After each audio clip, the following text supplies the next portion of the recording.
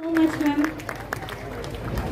इसके बाद मैं हमारे आज के इस कार्यक्रम के प्रमुख अतिथि रावेर लोकसभा क्षेत्र के सांसद आदरणीय श्रीमती रक्षाताई खड़से जी को इन पंक्तियों के साथ बुलाना चाहूंगी कि कुछ इस तरह वो मुस्कुराते हैं, कुछ इस तरह वो मुस्कुराते हैं, परेशान लोग इन्हें देखकर खुश हो जाते हैं। इनकी बातों का अंदाज अजी क्या कहिए, इनकी बातों का अंदाज अजी क्या कहिए, अल्फाज फूल बनकर फोटो पर आ जाते हैं। हमारे आदरणीय रक्षाताई।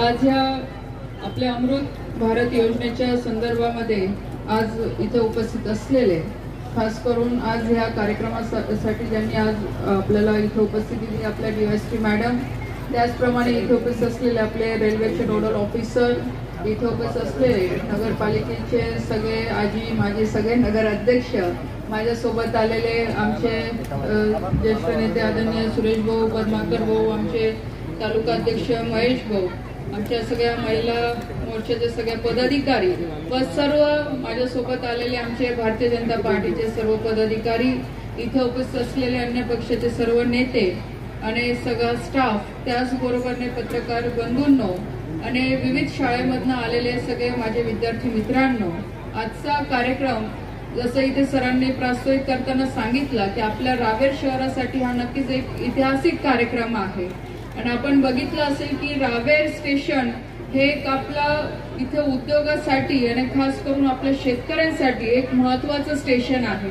म्हणून गेले अनेक वर्षापासून इथे मागणी होती की रावेर स्टेशनचं डेव्हलपमेंट झालं पाहिजे। मग ते रेल्वेच्या माध्यमातून असेल, स्टॉपेजच्या माध्यमातून असेल, माल वाहतूकच्या संदर्भात असतील, किसान रेल्वेच्या संदर्भात असेल, असे विविध विषयांना घेऊन ह्या स्टेशनच्या माध्यमातलं आजूबाजूच्या सगळ्या परिसरातल्या लोकांचं, शेतकऱ्यांचं कसं आपण डेव्हलपमेंट करू शकतो। आणि ह्याच अनुषंगाने आपले देशाचे प्रधानमंत्री आदरणीय नरेंद्रभाई मोदी यांच्या हस्ते आज संपूर्ण देशभरामध्ये जवळपास 554 स्टेशनचं, अमृत स्टेशनचं आज उद्घाटन होतोय।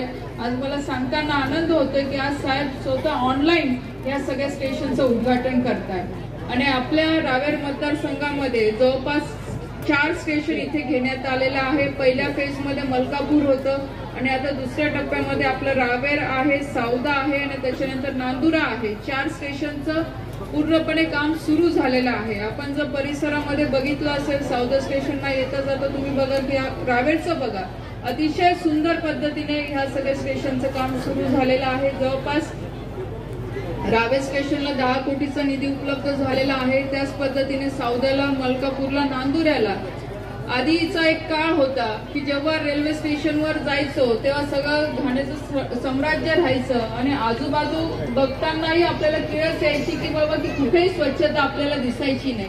पण ह्या मागच्या 10 वर्षापासून जेव्हापासून आदरणीय मोदी साहेबांनी आपल्या देशाची धुरा हातात घेतलेली आहे, तर असं एकही क्षेत्र त्यांनी सोडलं नाहीये की जिथे स्वच्छ भारत अभियान जे राबवलं असेल तर ते स्टेशन पासून तर घराच्या म्हणजे गावातल्या घरापर्यंत स्वच्छ भारत अभियानाचा त्यांनी संकल्प आपल्या हाती घेतला।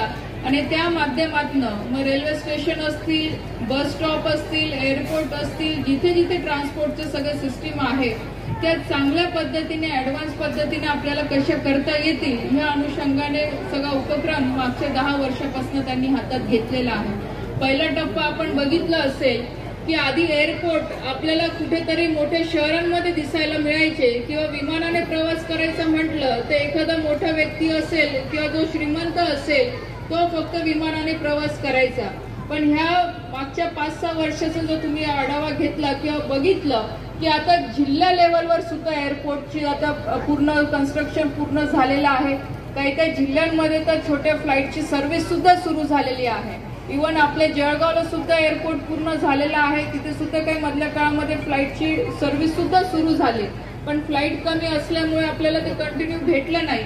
पण आताच भारत सरकारने परत 1000 म्हणजे जे एअरक्राफ्ट आहे, प्लेन आहे, त्याची ऑर्डर दिलेली आहे की जेणेकरून येणाऱ्या पुढच्या 5 वर्षांमध्ये सुद्धा सगळ्या सुविधा आपल्या जिल्हा लेवलवरनं विमानाची सुद्धा मिळणार आहे। त्याच पद्धतीने आपण रेल्वेचं बघितलं असेल की रेल्वे फक्त जे नोकरदार वर्ग आहे, एक सेकंड क्लास जो आपण म्हणतो, ते लोक प्रवास करायचे.